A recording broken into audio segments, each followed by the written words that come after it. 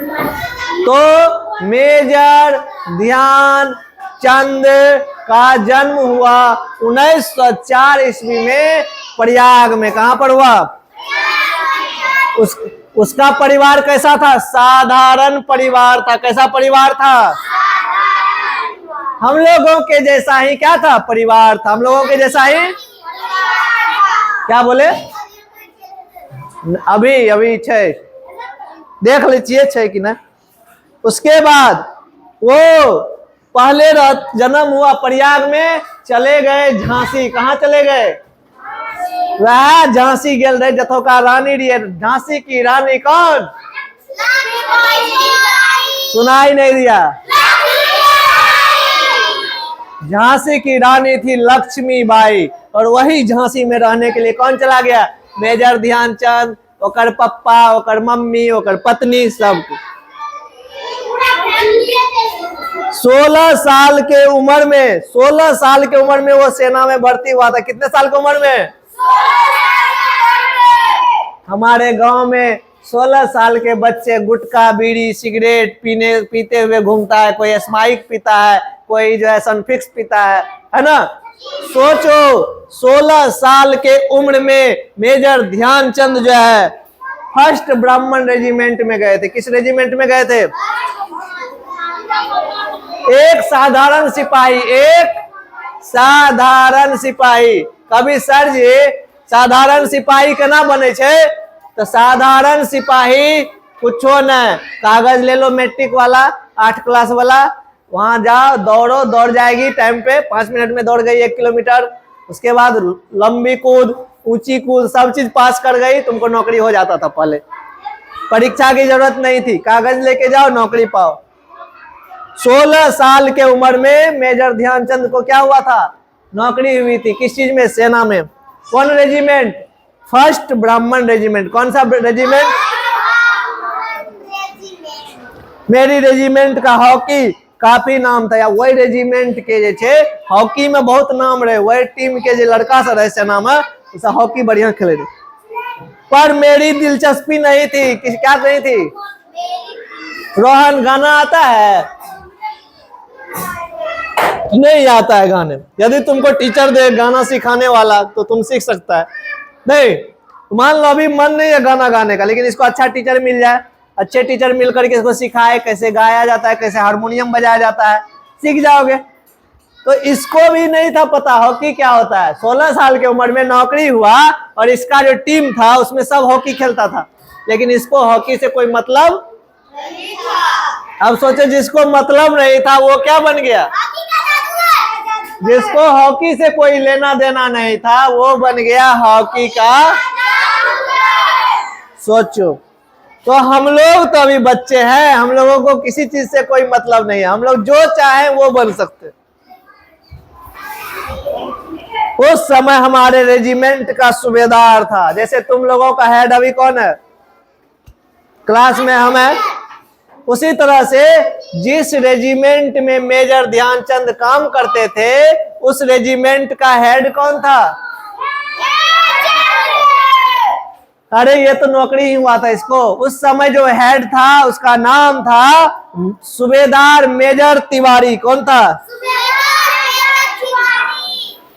Major Dhyanchand जिस team में था फर्स्ट ब्राह्मण रेजिमेंट, उसका हेड कौन था? मेजर सूबेदार तिवारी। कौन था? सूबेदार मेजर तिवारी। वह बार बार मुझे हॉकी खेलने के लिए कहते थे। कहते ना तुम लोगों को घर में 2 घंटा पढ़ाई करो, 3 घंटा करो, 4 घंटा करो, स्वाध्याय करो, खुद से पढ़ो, बोल बोल करके पढ़ो, अभ्यास करो, अभ्यस्त करो। हमारी छावनी में हॉकी खेलने का कोई निश्चित समय नहीं था। जैसे तुम लोगों का होता है छुट्टी के दिन की करे छी? छुट्टी का दिन क्या करता है? तो यहाँ पर हमने देखा जिस लड़का को खेलने से कोई मतलब नहीं था, जो हॉकी के बारे में जानता तक नहीं था, आज वो हॉकी का जादूगर हो गया है। क्यों? क्योंकि लगन के कारण। क्यों? मेहनत के कारण। क्यों? हो सकता है कल तुम हमसे भी अच्छा टीचर बनो, हो सकता है तुम हमसे अच्छा नौकरी करो, तुम हमसे भी बड़े पद पर जाओ, उसके लिए क्या चाहिए? मेहनत चाहिए। तो इनका जो हेड था सूबेदार मेजर तिवारी, क्या नाम था उसका? सूबेदार मेजर तिवारी। इसके यहाँ क्या था? खेलने का कोई निश्चित समय नहीं था, जैसे तुम लोग करते हो, जब छुट्टी का दिन होता है बैट उठाता है, 2 रोटी खाता है, किस गली से भागता है खेलने के लिए पता नहीं चलता है मम्मी को। तो उसी तरह से वहां भी हॉकी खेलने का कोई समय निश्चित नहीं था कि 4 बजे जाना, जब मर्जी तब। सैनिक जब चाहे मैदान में पहुंच जाते थे। कब कहां पहुंचते थे? अभ्यास शुरू कर देते थे। क्या करते थे? कौन अपने मर्जी से जब मर्जी तब किताब लेकर बैठ जाता है घर में? झूठे कि कहे छो मम्मी तब।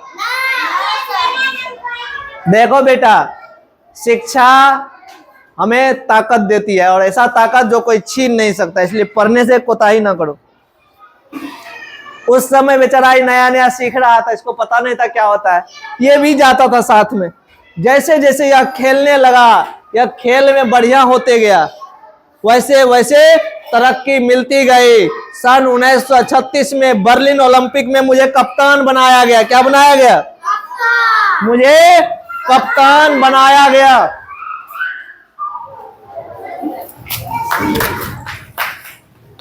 समझ में आता है?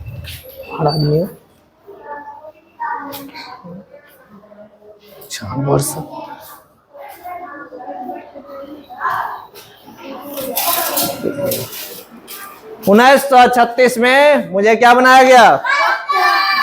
कप्तान बनाया गया। कप्तान मुझे चिन्ह हेड, एक मतलब कप्तान बनल है 1936 में, एक मतलब बहुत अच्छा खेल है तब न बनल का है। नहीं, कप्तान किसको बनाया जाता है? कौन टीचर बनता है? जिसको थोड़ा सबसे अच्छा आता है ना, वही ना सिखाएगा। जिसको कुछ नहीं आता वो सिखाएगा? तो कप्तान बन गया 1936 ईस्वी में। कब? उस समय यह सेना का, पहले तो सेना था, अब बन गया था लॉन्स सेना, लॉन्स नायक। क्या बन गया था? लॉन्स नायक बन गया था। बर्लिन ओलंपिक में लोग मेरे हॉकी के खेलने के ढंग से इतने प्रभावित थे, उन्होंने मुझे हॉकी का जादूगर कहना शुरू कर दिया था। मतलब कि पता ही नहीं चलता था बॉल कैसे गोल हो जाता था, इतना मस्त था खिलाड़ी।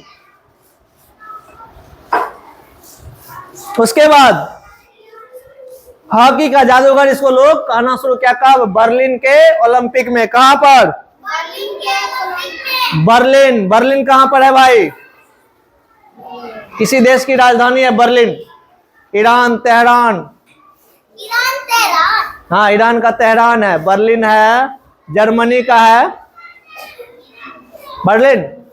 ठीक है, तुम लोगों को जानकारी दे देंगे, अभी तत्काल पढ़ लो। बर्लिन में ओलंपिक खेल था, और उसी खेल में इसको क्या कहा जाने लगा था? हॉकी का जादूगर। हॉकी का जादूगर।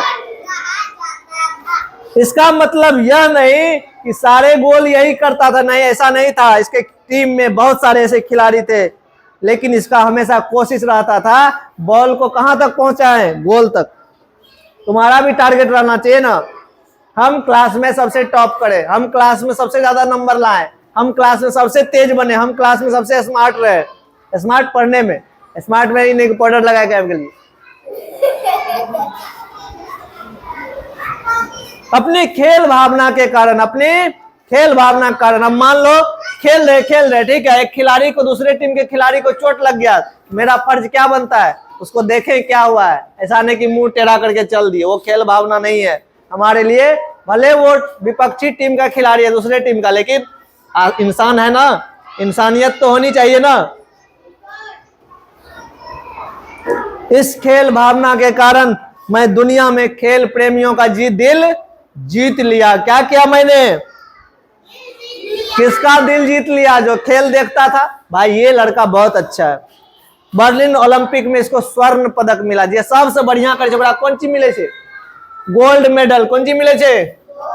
तुम लोग देखा होगा डब्बा में 3 गो मेडल था ना।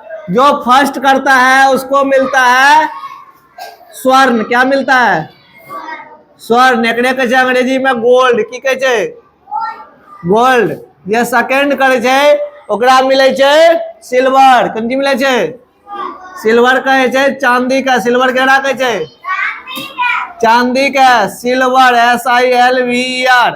और तीसरा जे छै एकरा मिले छै कांसा, कोन चीज मिले छै कांसा। कभी सर जी कांसा केहन है छै, एकरा कहे छै ब्रॉन्ज BRONZ।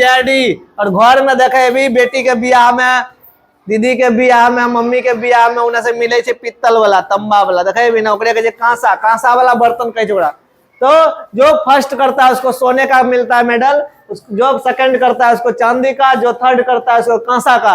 और हमारे जो ये हॉकी के जादूगर थे, जो हमारे देश के रहने वाले थे, उनको क्या मिला था स्वर्ण, यानी कि गोल्ड मेडल। कौन सी मेडल गोल्ड मेडल। और इसका कारण क्या था, इसका मंत्र सीख लो तुम लोग भी, जाकर डेली मंत्र जपना।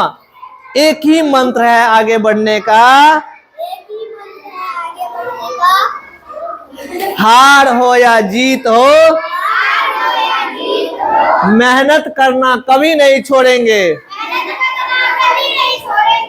सब चीज का मंत्र क्या है मेहनत, सब चीज का मंत्र क्या है मेहनत, लगन और मेहनत, लगन और साधना और खेल भावना। जैसे कि कहोगे सर जी जब हम गणित पढ़ते हैं तो हमारे अंदर क्या होगा खेल भावना, हमारा खेल भावना यही होगा बेटा कि हमको दूसरे की मदद करनी चाहिए, है ना। जो नहीं जानता है बनाने के लिए उसको बताएंगे ना, इन्हें बताएंगे। जो कमजोर है उसको सिखाएंगे ना, क्या नहीं सिखाएंगे, बैठ जाओ। तो हमको कमजोर बच्चों को मदद करनी चाहिए, क्या करनी चाहिए मदद करनी चाहिए, है ना। अच्छा एक बात बताओ, पढ़ने से और बताने से फायदा होता है घाटा, फायदा ही नहीं बहुत फायदा होता है। तुम यदि बताओगे बगल वाले को तुम्हारा दिमाग और मजबूत होगा, और जो नहीं बताएगा वो ऐसे करेगा जैसे पीछे में कर रहा है अभी, लगता है वो तीसरे दुनिया में है, इंद्रलोक में, स्वर्ग लोक में है, एकदम राजा की तरह बैठा हुआ है, हाफी ले रहा है, कभी ऊपर देखता है कभी बगल में देखता है। तो बेटा ऐसे नहीं होती है, बहुत मेहनत करना पड़ता है जिंदगी में। स्मार्ट बनो, क्या बनो तो चलो ये कहानी हम लोगों ने पढ़ लिया, इसके कुछ प्रश्न है उसके जवाब तुम लोग दे सकते हो।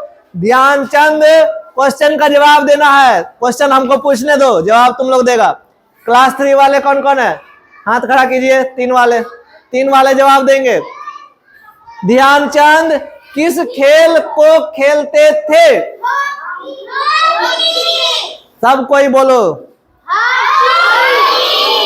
अच्छा, दूसरी टीम के खिलाड़ी ने ध्यानचंद को कहां पर हॉकी स्टिक मारी थी, माथे पर।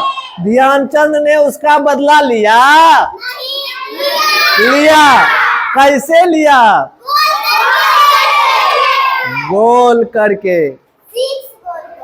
6 गोल किया था। क्या बोला था भाई, हम तो 2 को गोल करने वाले थे, लेकिन तुमने हमको मारा इसीलिए मैंने 6 गोल किया, है ना।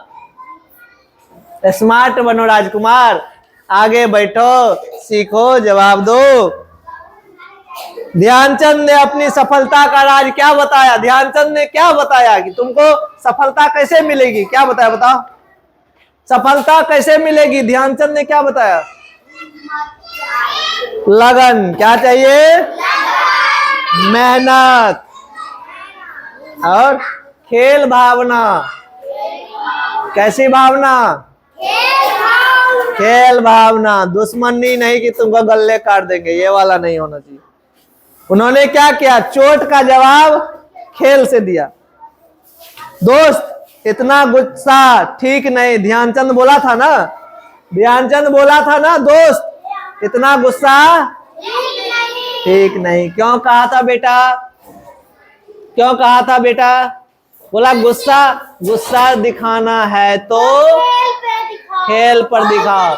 तुम लोगों को गुस्सा दिखाना है तो पढ़ के दिखाओ, किताब पर गुस्सा दिखाओ, किताब को बोलो रुक तोरा है पूरा पढ़िए के दम लेबो हम की बुझ लेली हमरा कमजोर एत कनिटा गाड़ि देते रहना विक्रम्मा का तो जते माइल मम्मी थोड़ा गाड़ दे दलको ई नहीं कहते रुक रहना तू हम अपन हिंदी पूरा पढ़ के देखाबै छौ पावर पढ़ के देखा देखे छो के कते देर तक पढ़े छी इसका चैलेंज लगाओ एक कोई धकेल दिया तो आता है रोते रोते अब पढ़ के दिखाओ क्या छोटा मोटा बात के लिए लड़ते हो।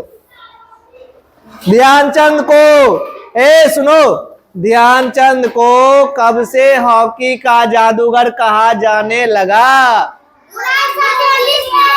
1936 में। कहाँ के खेल से किस जगह के खेल के बाद उसको हॉकी का जादूगर कहा जाने लगा? बर्लिन का ओलंपिक में। बर्लिन के ओलंपिक से उसको सभी लोग हॉकी के जादूगर के नाम से जानने लगा। अच्छा बताओ अगला क्वेश्चन तुम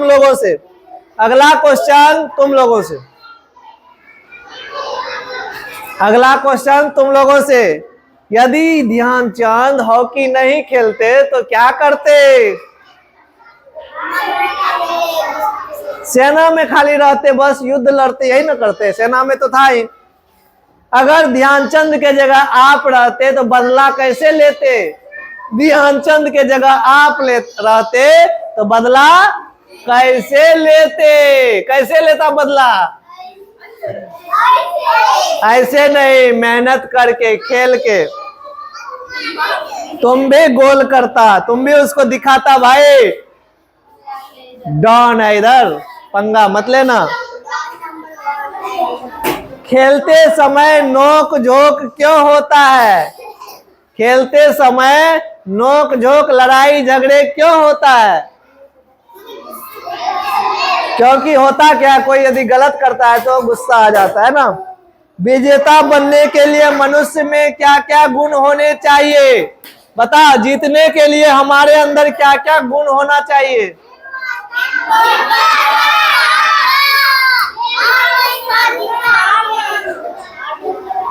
चलो तो ये पाठ हमारा खत्म होता है। सर्वनाम किसे कहते हैं? संज्ञा के बदले आने वाले शब्द को सर्वनाम कहते हैं। सर्वनाम के 6 भेद होते हैं। सर्वनाम के 6 भेद में पहला पुरुषवाचक, निश्चयवाचक, अनिश्चयवाचक, प्रश्नवाचक, संबंधवाचक, निजवाचक 6 भेद होते हैं। तो इसको पढ़ लेना तुम लोग। अगला दिन हम हिंदी ग्रामर में थोड़ा सा बता देंगे संज्ञा सर्वनाम जो भी है। तो मिलते हैं हम लोग नेक्स्ट क्लास में।